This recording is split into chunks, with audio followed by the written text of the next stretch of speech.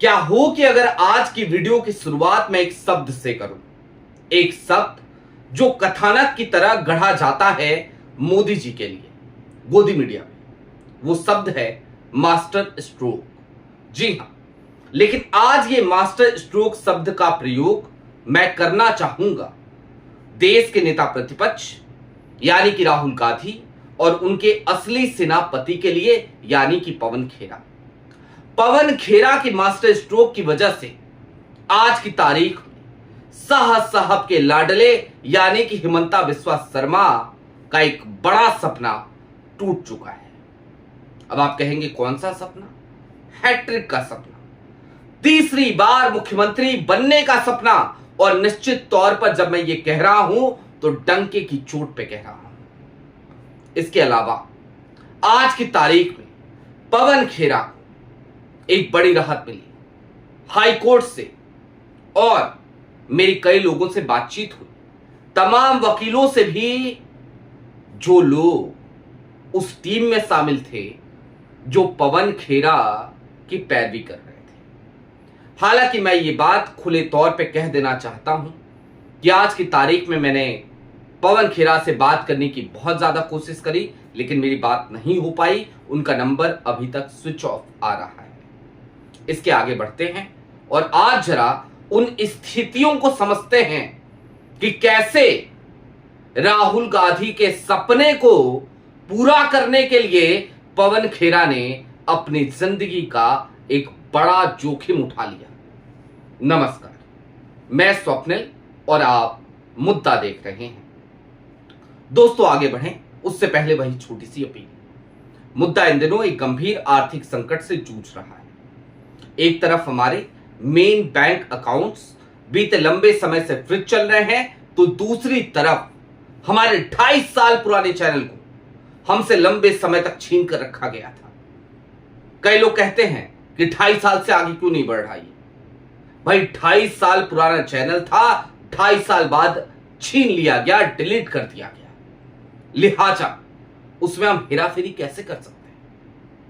और आज की तारीख में यह हमारा नया चैनल है 80,000 सब्सक्राइबर के साथ। दिक्कतें हैं, डे टू डे ऑपरेशंस में बहुत सारी मुश्किलों का सामना हम कर रहे हैं, लेकिन फिर भी आपके भरोसे चल रहे हैं।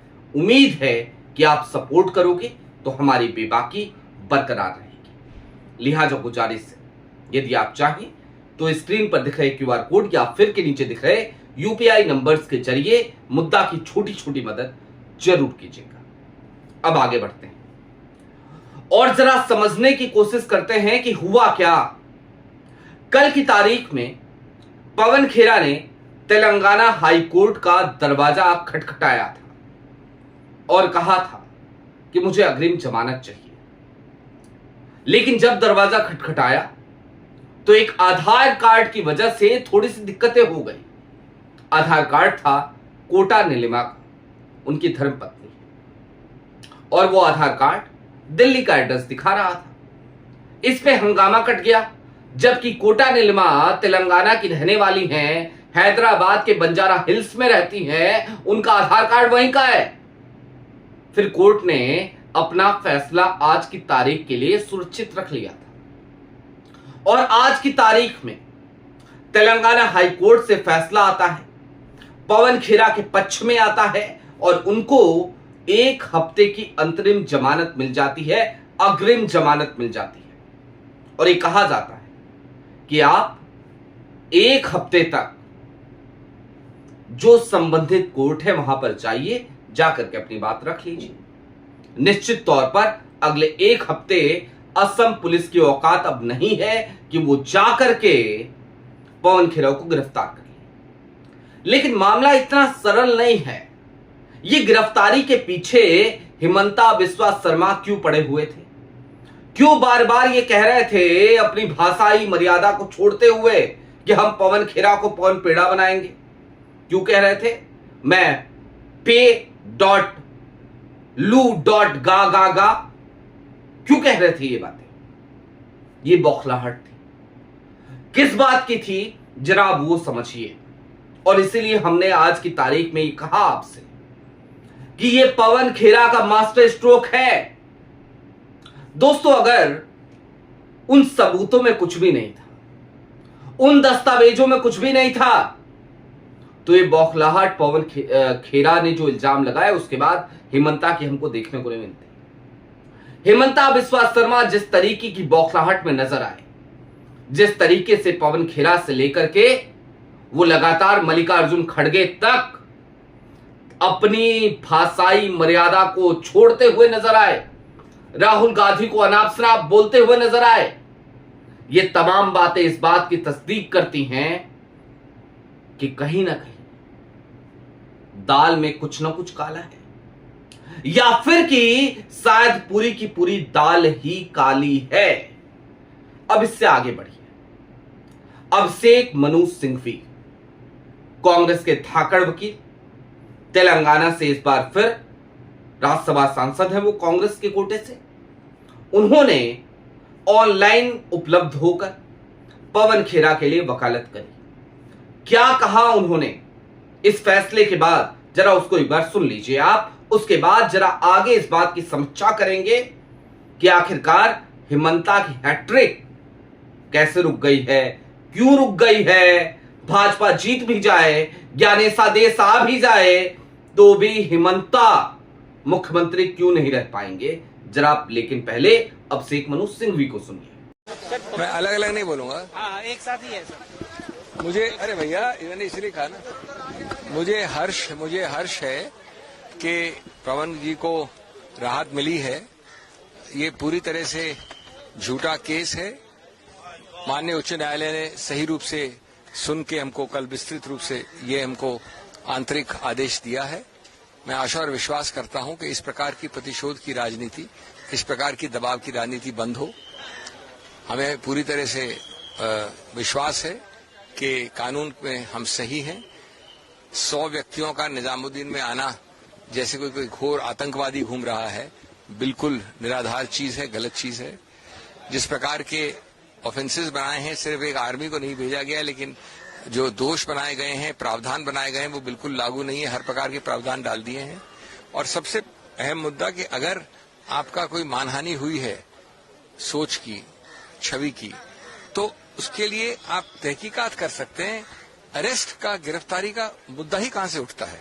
मुद्दा ही सुना आपने अभिषेक मनु सिंघवी को। अभिषेक मनु सिंघवी ने दूध का दूध और पानी का पानी करने का काम किया। सीधे तौर पर यह एक पॉलिटिकल वेंडेटा था, जिसके तहत पवन खेरा को एन केन प्रकारेण गिरफ्तार करना चाहती थी असम की पुलिस।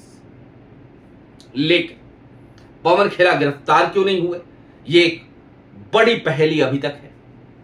कांग्रेस के भी एक सज्जन से आज मेरी बात हुई। उन्होंने कहा पवन खेरा को गिरफ्तार हो जाना चाहिए था। गिरफ्तार हो जाते तो क्या हो जाता, समझ सकते हैं आप। अगर आज की तारीख में पवन खेरा असम पुलिस की गिरफ्त में होते, तो हेमंता बिस्वा शर्मा जैसे लोग और भारतीय जनता पार्टी का इकोसिस्टम एक नैरेटिव सेट करने में कामयाब हो जाता। नैरेटिव ये कि पवन खेरा गलत थे, पवन खेरा ने झूठे आरोप लगाए थे, पवन खेरा लगातार हेमंता को डिफेम कर रहे थे। अब ऐसे में अगर पवन खेरा खुद को बचाते हुए नजर आए, अगर ऐसे में पवन खेरा कांग्रेस के नैरेटिव को मजबूत करते हुए नजर आए, तो फिर गलती क्या है? जाहिर सी बात है, कुछ भी नहीं। पवन खेरा ने जो कुछ भी किया अक्षरशः सही किया। लेकिन अब जरा उस तरफ चलिए जो सबसे महत्वपूर्ण हिस्सा है, यानी कि हेमंता का हैट्रिक ना लग पाना। क्यों नहीं लग सकती हैट्रिक, जरा वो समझिए। दोस्तों, कई बार क्या होता है ना, अंडर द लाइन खबरों को देखने की जरूरत होती है। और आज की तारीख में जरा आप गौर फरमाएं, भाई विदेश मंत्रालय किसके अंतर्गत आता है? जयशंकर, एस जयशंकर। एस जयशंकर किसकी कोर टीम का हिस्सा है? जवाब है प्रधानमंत्री नरेंद्र मोदी। यानी कि आज की तारीख में प्रधानमंत्री नरेंद्र मोदी अगर चाहते तो हेमंता बिस्वा शर्मा के ऊपर लगे हुए तमाम आरोपों को वो एक सिरे से खारिज करवा देते। एस जयशंकर बोल देते सामने आके, ऑफिशियल एक बयान दे देते और कह देते कि हमने क्रॉस चेक कर लिया, हर एजेंसी से कर लिया, हर देश से कर लिया। क्या इजिप्ट, क्या वो बरबूदा, और क्या वो यूएई, यूनाइटेड अरब एमिरेट्स? जाहिर सी बात है एस जयशंकर का एक बयान नहीं आया। गृह मंत्री साहब कौन है? जवाब है अमित शाह साहब, और उनके तो लाडले माने जाते हैं। आज की तारीख में हिमंता, पवन खेरा ने तो अपनी पीसी में कहा था दत्तक पुत्र हैं भैया। जैसा से थोड़ा कम ही प्यार करते होंगे, लेकिन प्यार बहुत करते हैं, मोहब्बत का रिश्ता बहुत है। उसके बावजूद गृह मंत्रालय से कोई बयान नहीं आया। किसी ने नहीं कहा कि ये जो 3 पासपोर्ट का मामला है हिमंता की पत्नी का, इसके ऊपर सरकार का क्या पक्ष है। और हिमंता अकेले अपनी लड़ाई लड़ते हुए नजर आए। क्यों लड़ रहे थे हिमंता अकेले अपनी लड़ाई? इसके पीछे का कारण बड़ा साधारण सा है कि हिमंता को अलग थलग छोड़ दिया गया, हिमंता को उनके भरोसे छोड़ दिया गया, और हिमंता से भारतीय जनता पार्टी आज की तारीख में कन्नी काटते हुए नजर आई। जो पूरी की पूरी लीडरशिप है ना, वो ये समझ चुकी है कि वॉशिंग मशीन में धुल धुल करके चाहे जिसको जैसे भी लेकर के आए, लेकिन सच्चाई तो ये है कि हिमंता जैसे लोग वो भाजपा का नुकसान ही करेंगे। लिहाजा आज की तारीख में भारतीय जनता पार्टी हिमंता बिस्वा शर्मा के साथ खड़ी नहीं है, और यही मास्टर स्ट्रोक है पवन खेरा का। आप जरा नोटिस करें, 5 अप्रैल की तारीख थी जब पवन खेरा ने खुल करके एक प्रेस कॉन्फ्रेंस करी। ये तमाम इल्जाम लगाए, तमाम दस्तावेज सबके सामने रख दिए, और खुल करके हिमंता के चेहरे से नकाब को उतार करके फेंक दिया। यानी कि वोटिंग होनी है 9 तारीख को, 5 तारीख को यह खुलासा होता है, ठीक 4 दिन पहले। और क्यों हुआ ये? क्योंकि पवन खेरा को बहुत अच्छे से पता है इस बात का कि इस देश के लोगों की यादाश्त बड़ी कमजोर है। लिहाजा पवन खेरा उस यादाश्त को मद्देनजर रखते हुए उस वक्त पे ये खुलासा करना चाहते थे जिस वक्त पे असम की जनता जब वोट करने जाए तो ये समझ ले कि भैया ज्ञानेशादेश अपनी जगह, ज्ञानेशादेश यानी ज्ञानेश कुमार का आदेश। 5 राज्यों में जहां जहां चुनाव हो रहे हैं हर जगह पे एसआईआर हुआ, लेकिन असम में नहीं हुआ। असम में एसआर हुआ, स्पेशल रिवीजन हुआ। तो पवन खेरा को बहुत अच्छे से पता था कि भैया कुल मिलाकर के करना यह है कि आज की तारीख में हमें अगर हिमंता के किले को ढाना है, या फिर कि अगर ये गांधी परिवार की पर्सनल लड़ाई है, तो कम बेस इतना तो कर देना है कि विद इन बीजेपी हिमंता का पूरा सिक्का जो चल रहा है वो खोटा निकले। और पवन खेरा के इस मास्टर स्ट्रोक ने हिमंता के सिक्के को खोटा बना रखा है। आज की तारीख में अगर ज्ञानेशादेश आता है, अगर असम की जनता का वोट बैंक ईवीएम में कैद नहीं हो पाता है, उसके बावजूद यह शर्तिया तौर पर मानिएगा कि हिमंता मुख्यमंत्री नहीं बनने जा रहे। आपकी क्या राय है वो हमें कमेंट बॉक्स में जरूर बताइएगा। अभी के लिए दीजिए इजाजत। चलते चलते फिर वही अपील, चैनल पर नए हो तो सब्सक्राइब करते हुए जाइएगा, सक्षम हो तो मुद्दा की छोटी छोटी मदद जरूर कीजिएगा, ताकि हमारी बेबाकी यूं ही बरकरार रहे और हम सत्ता से लगातार यूं ही सवाल करते रहें। बहुत शुक्रिया।